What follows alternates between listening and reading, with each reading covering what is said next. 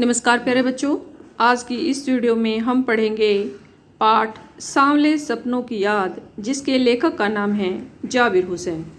जाबिर हुसैन का जन्म सन 1945 में गांव नोन्ही, राजगीर, जिला नालंदा, बिहार में हुआ।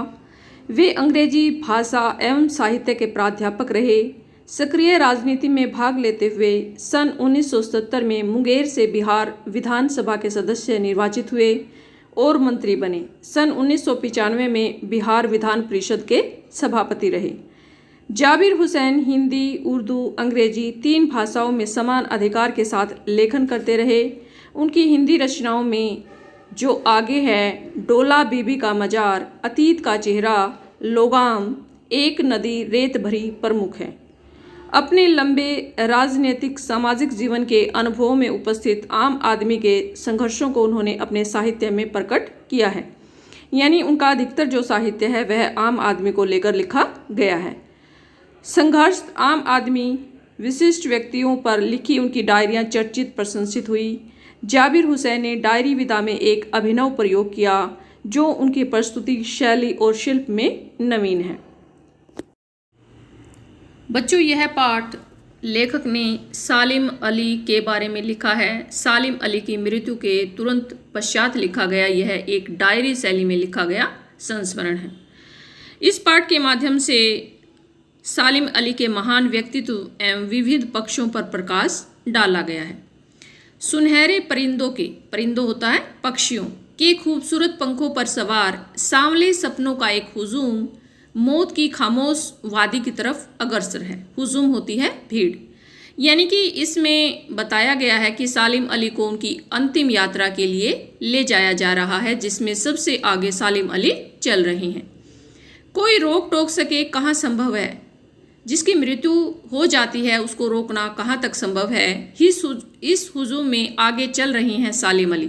इस भीड़ में सबसे आगे सालिम अली चल रहे हैं, अपने कंधों पर सैलानियों की तरह अपने अंतहीन सफ़र का बोझ उठाए। अंतहीन जिसका कोई अंत नहीं होता। लेखक बताते हैं कि इस भीड़ में सबसे आगे सालिम अली चल रहे हैं और ऐसा लगता है कि अन्य यात्रियों की तरह उन्होंने अपना जो बोझ है वह स्वयं वहन किए हुए है, स्वयं उठाए हुए हैं। लेकिन यह सफ़र पिछले तमाम सफ़रों से भिन्न है। लेखक ने इस सफ़र को तमाम सफ़रों से भिन्न बताया है, क्योंकि जब वो अन्य यात्राओं पर जाते थे, पक्षियों में की खोज में जाते थे, तब वे लौटकर आ जाते थे। लेकिन यह जो सफ़र है, जो अंतहीन सफ़र है, यह अन्य तमाम सफ़रों से भिन्न है। भीड़ भाड़ की जिंदगी और तनाव के माहौल से सालिम अली का यह आखिरी पलायन है। यानी कि भीड़ भाड़ की जिंदगी से उनका यह पलायन है। अब तो वो उस वन पक्षी की तरह प्रकृति में विलीन हो रहे हैं जो जिंदगी का आखिरी गीत गाने के बाद मौत की गोद में जा बसा हो। अब लेखक बताते हैं कि मृत्यु के बाद सालिम अली प्रकृति में विलीन हो गए हैं और उस पक्षी से तुलना की है जो कि अपना आखिरी गीत गा लेने के बाद मौत की गोद में समा जाता है। बताया है कि सालिम अली की मृत्यु हो चुकी है। कोई अपने जिस्म की हरारत, दिल की धड़कन देकर भी उसे लौटाना चाहे तो वह पक्षी अपने सपनों के गीत दोबारा कैसे गा सकेगा। हरारत होता है बच्चों उष्णता, गर्मी। यानी कोई अपने शरीर की गर्मी देकर, उष्णता देकर, अपने दिल की धड़कन देकर भी अगर उसे लौटाना चाहे तो उसे लौटा नहीं सकता। वह अपने दोबारा सपनों के गीत नहीं गा सकता, क्योंकि मृत्यु के बाद कोई जीवित नहीं हो सकता। मुझे नहीं लगता कोई इस सोए हुए पक्षी को जगाना चाहेगा। वर्षों पूर्व खुद सालिम अली ने कहा था, जो लोग पक्षियों को आदमी की नज़र से देखना चाहते हैं, यह उनकी भूल है।